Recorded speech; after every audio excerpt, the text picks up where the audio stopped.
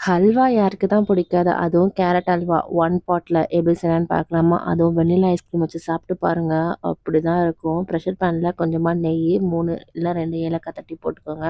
நல்லா கேரட்ட கிரேட் பண்ணிட்டு, இந்த மாரி சின்னதா போட்டீங்கன்னா, நல்லா வதக்கிக்கோங்க. ஒரு 5, 10 நிமிஷம் வந்து நல்லா அந்த பச்சை வாசனை போனோனே, ஒரு 1/4 டம்ளர் அளவுக்கு பால ஊத்தி நல்லா மிக்ஸ் பண்ணி, ஹை ஃப்ளேம்ல 2டே 2 விசில் எடுத்துருங்க. அதுக்கு மேல வேண்டாம்.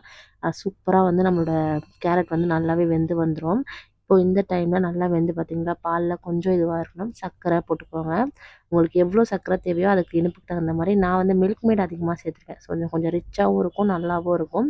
எப்பவுமே ஸ்வீட்க்கு கொஞ்சம் சால்ட் போட்டா நம்மளுக்கு ஸ்வீட் வந்து கொஞ்சம் நல்லா எடுத்து குடுக்கும். இன்னொரு பேன்ல கொஞ்சமா நெய் விட்டு நெய் காஞ்சோனே பாதாமும், முந்திரியும் நல்லா வறுத்து போட்டுக்கோங்க. இது நல்லா சுண்டி வர வரைக்கும் வெயிட் பண்ணீங்கன்னா, நம்மளோட சூப்பரான கேரட் அல்வா ரெடி ஆயிடும். இத ஒரு ஸ்கூப் போட்டு ஒரு ஸ்கூப் வெண்ணிலா ஐஸ்கிரீம் வச்சு சாப்பிட்டு பாருங்க. அவ்ளோ டேஸ்ட்டா இருக்கும். கொஞ்சம் ஏதாவது ஹெவி மீல்ஸ் சாப்பிட்டுட்டு இந்த மாதிரி ஸ்வீட் டெசர்ட் சாப்பிட்டீங்கன்னா செம்மையா இருக்கும். இந்த மாதிரி வீடியோஸ்க்கு நம்மள ஃபாலோ பண்ணி சப்ஸ்கிரைப் பண்ணிக்கோங்க. பாய் பாய்.